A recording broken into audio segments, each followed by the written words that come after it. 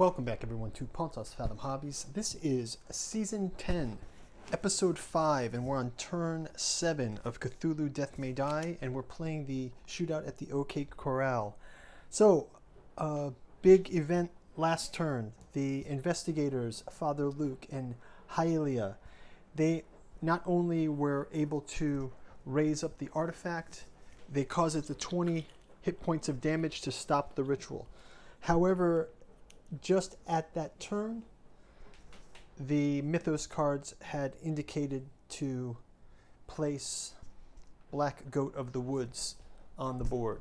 So we've got the Black Goat of the Woods on the board. The ritual has been stopped, so we won't get to the final ritual. So that's good news for the investigators. But you've got Black Goat of the Woods, 12 HP, and now we have to slay him to get out of here. So first order of business before we jump into turn 7.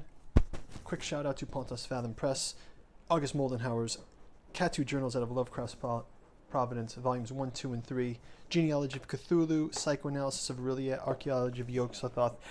I mean, this Psychoanalysis of Rilliet alone is such a odd entry into the series. It's looking at this Necronomicon fragment. It's translations of it by Moldenhauer, and then some of the translations of what the Rillian language is. So check it out. Bookstore link is below. As usual, you can also support us liking and subscribing, trying to grow the channel to 1,000 subscribers, so it all helps, so thanks. Okay, let's jump into turn number 7. So first off, it's going to be Father Luke's turn. If we have to go after that Black Goat of the Woods, we have to get through a lot of things first, so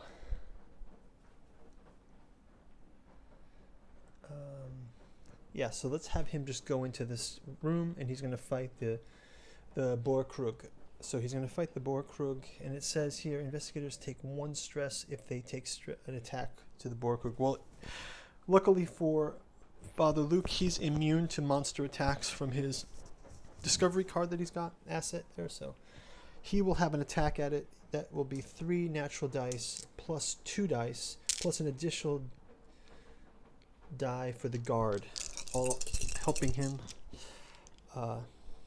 in his monster attack. And we've got 1, 2, 3 star counts and 4 and 1 insanity. So we'll give him that insanity.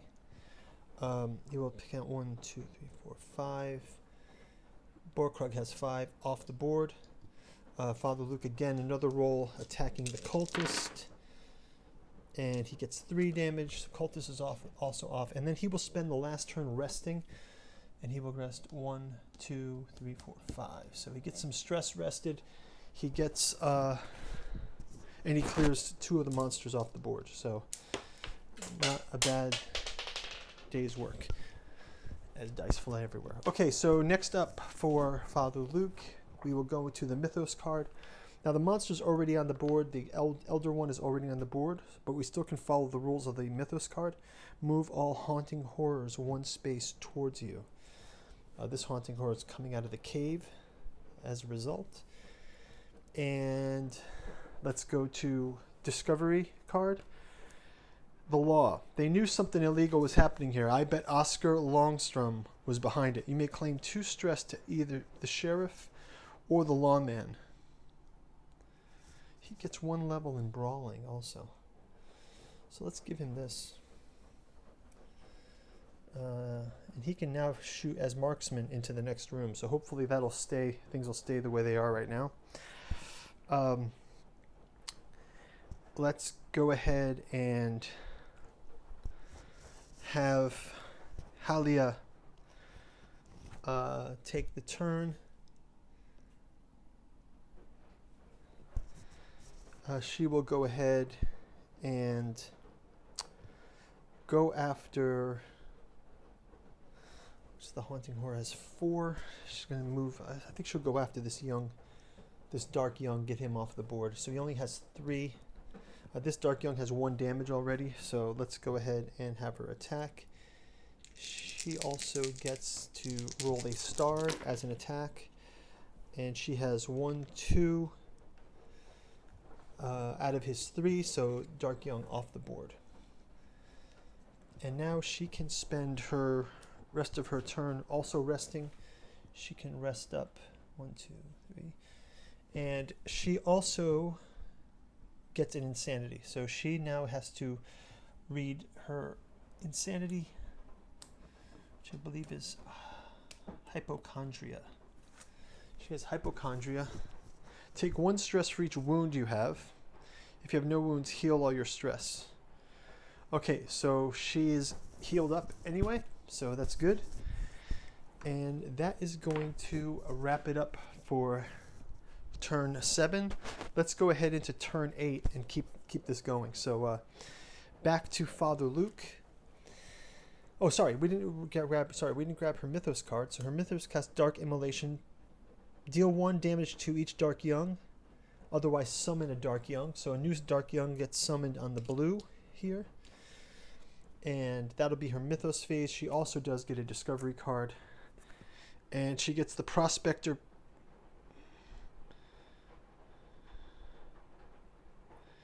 She's going to get the big shovel. She gets the big shovel here. Just helping her dig, which is no longer the point. So we can pretty much discard this, but that's fine. Okay, so Prospector card. Now we can go into turn 8. We'll have a Father Luke with his marksman just attack into this next space. So he's now a marksman. Perhaps he's able to shoot the power of the Lord remotely through his cross. We don't know, but let's see what we can do. We'll start out again with our 3 dice and 2 dice and 1. We got 1, 2, 3, which I believe will be able to take out the Haunting Horror. He also gets to reroll 1. Let's give him a stress to reroll again.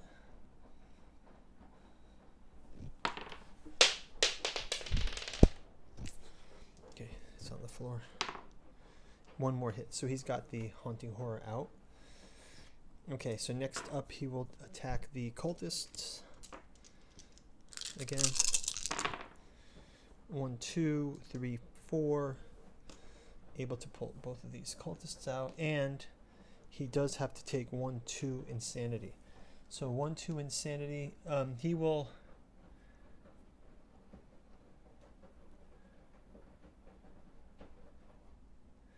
So he will have any number of stars count as his enhancement from insanity. He does have to check out his Pyromania, which leaves the space on fire. So we'll go ahead and place a fire token on his space. So next up we will play his Mythos card. So Mythos card is played. It says, if the artifact is on the board, move all monsters 1 space toward it. If it isn't, move them 1 space towards you. So that means the Black Goat of the Woods moves 1 space towards him. This Dark Young moves 1 space towards him. And that's going to be it for his turn. Black Goat of the Woods. Black Goat deals 1 damage to anyone in an adjacent space, so that just automatically happens as part of his resolve end of turn phase. So let's go ahead and also give him the roll for the fire, and he is able to put the fire out. So fire is out, no damage to him. Okay, so now it's turn 8, Helia's turn. So Helia is going to, Helia also had an upgrade, which I think I gave her any number of successes for her Arcane Mastery. That's fine.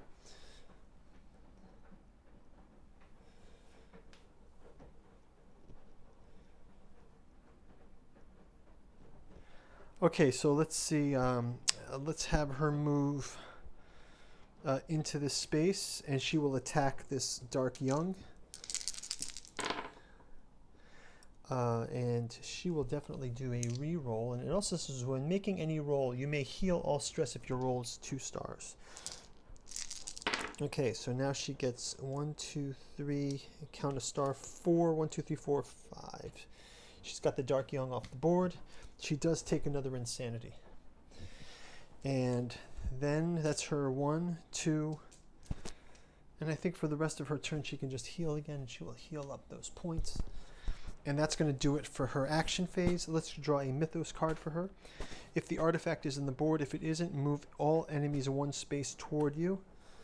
So that moves him here. And that is going to do it for that. She's still in a safe space, so she can get a discovery card, and she claims the Ivory Revolver, which gives her an extra die to play. So that will do it for turn number 8.